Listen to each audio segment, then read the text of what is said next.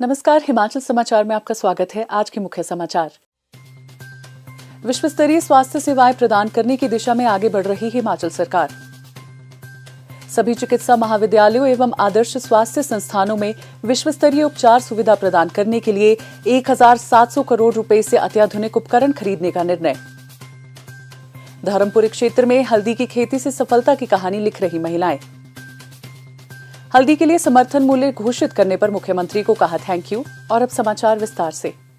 मुख्यमंत्री ठाकुर सुखविंदर सिंह सुक्खू के नेतृत्व में राज्य सरकार स्वास्थ्य सेवाओं के सुदृढ़ीकरण, गुणवत्ता में सुधार लाने और इन सेवाओं को जन जन तक पहुंचाने के लिए समर्पित प्रयास कर रही है।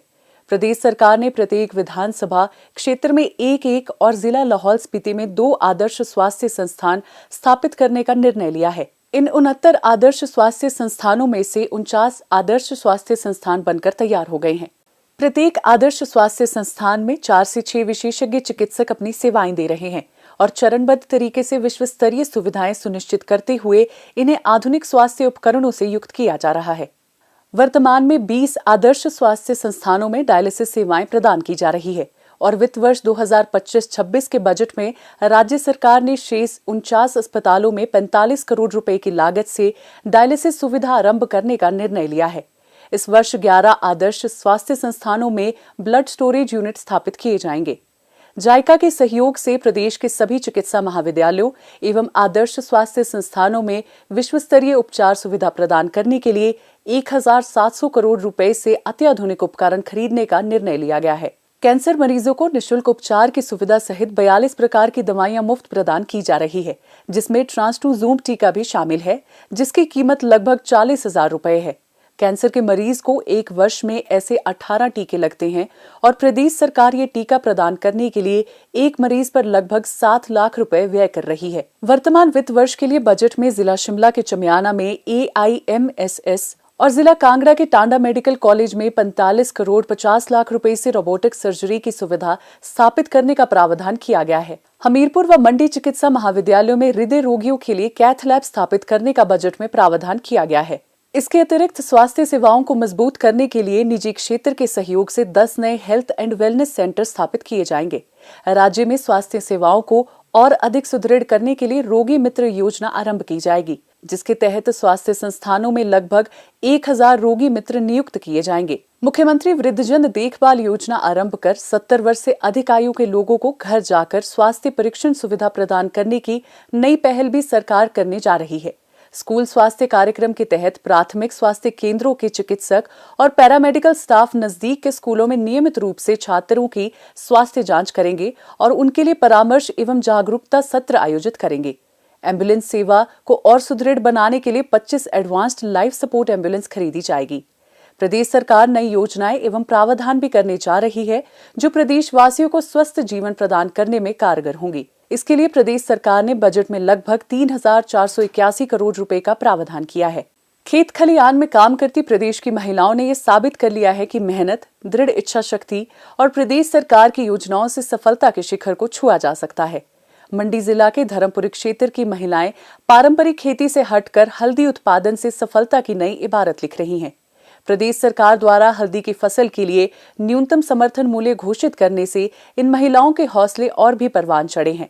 वर्तमान में 35 रुपए प्रति किलोग्राम की दर से हल्दी बेच रही महिलाएं अब 90 रुपए समर्थन मूल्य घोषित होने पर आय में लगभग 3 गुना बढ़ोतरी से गदगद हैं और इसके लिए प्रदेश सरकार का आभार भी जता रही हैं। हाल ही में जो हमारे हिमाचल सरकार के मुख्यमंत्री सुखविंदर सिंह सुक्खू जी का मैं धन्यवाद करती हूँ। बजट देखा हमने तो हमें किसानों के मैं तो खुशी की लहरी दौड़ गई। जैसे उन्होंने जो प्राकृतिक मक्की है, हमारी गेहूं है, प्राकृतिक तरीके से उगाई गई, उनका मूल्य मक्की का 40 रुपए और गेहूं का 60 रुपए किया। और सबसे खुशी की लहर तो हमें तब दौड़ी जब हमारी हल्दी का मूल्य उन्होंने 90 रुपीज कर दिया। CM साहब का बहुत बहुत धन्यवाद करना चाहते हैं कि उन्होंने हम किसानों के बारे में इतना सोचा। विकासखंड धर्मपुर के तनिहार गांव की कमलेश कुमारी इन्हीं मेहनतकश महिलाओं में से एक है। उनका परिवार पीढ़ियों से पारंपरिक खेती कर रहा था। रबी और खरीफ के फसल पर मौसम की मार के अलावा जंगली जानवर फसलों को नुकसान पहुंचाते थे।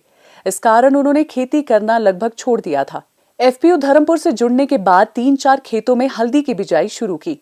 उन्होंने गांव की महिलाओं के साथ जय बाबा कमलाइया स्वयं सहायता समूह का गठन किया। वर्तमान में इसमें 6 महिलाएं काम कर रही हैं।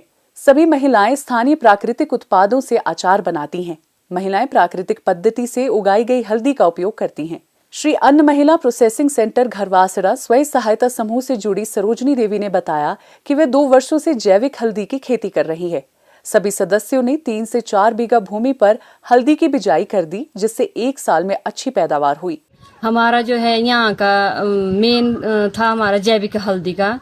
तो जैविक हल्दी हम 2 साल से ये काम कर रहे थे। हमारे खेतों में पहले मक्की, गेहूं और ये रागी वगैरह बीजते थे। तो बारिश की वजह से या बंदरों की वजह से बहुत हमारे को कम मिलती थी उसकी, हमारे को जैसे मेहनत करते थे हम। तो इसी कारण एफपीओ ने बताया कि ये हल्दी का कुछ आया है प्रोजेक्ट, तो हल्दी जो है वो अच्छे दामों में बिक रही है बाहर।